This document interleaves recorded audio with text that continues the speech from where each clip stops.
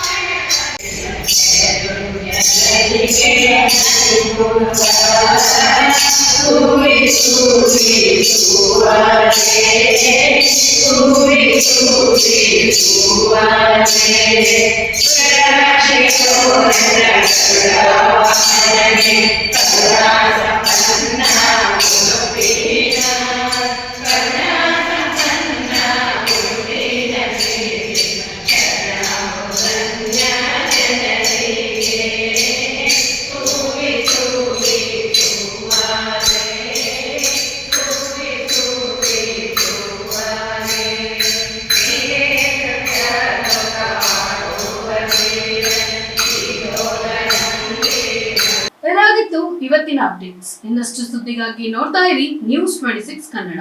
ನಾವು ನಿಮ್ಮೊಂದಿಗೆ.